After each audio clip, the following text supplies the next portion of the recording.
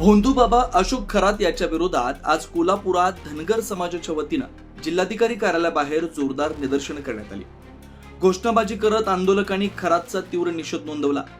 भोंदू बाबा खरात याला मदत करणाऱ्या सर्व संबंधित व्यक्तींवर तात्काळ गुन्हे दाखल करावे, तसेच या प्रकरणाशी संबंधित राजकीय नेत्यांचे राजीनामे घ्यावेत अशी मागणी निवेदनातून करण्यात आली। याशिवाय महाराष्ट्रातील वकिलांनी अशा प्रकरणांमध्ये आरोपींचे वकीलपत्र घेऊ नये अशी विनंती धनगर समाजाच्या वतीने करण्यात आली। संबंधित राजकीय पुढाऱ्यांवर कारवाई झाली नाही तर भविष्यात आणखी तीव्र आणि उग्र आंदोलन छेडण्यात येईल असा इशाराही आंदोलकांनी प्रशासनाला दिला। ज्या पद्धतीने एप्स्टीन फाइल्स मधील फोटो आणि व्हिडिओ समोर येत आहेत, त्याच पद्धतीने महाराष्ट्रातील एप्स्टीन फाइल्स म्हणजे भोंदू बाबा अशोक खरात याच्या संबंधित असणारे फोटोज आणि व्हिडिओज आज महाराष्ट्राच्या जनतेसमोर प्रसारित होत आहेत। यामध्ये राजकीय नेते मंडळी असतील, प्रशासकीय अधिकारी असतील, यांच्यावरही कारवाई करण्यात यावी।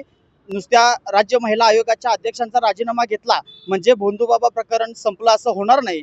यामध्ये सर्व दोषी असणाऱ्यांच्यावरती कारवाई करावी। त्याचबरोबर आम्ही या माध्यमातून या निवेदनाच्या माध्यमातून महाराष्ट्र बार असोसिएशनला सुद्धा विनंती करत आहोत की या भोंदू बाबा अशोक खरातचं वकीलपत्र इथून पुढच्या काळामध्ये कुठल्याही वकिलांनी घेऊ नये।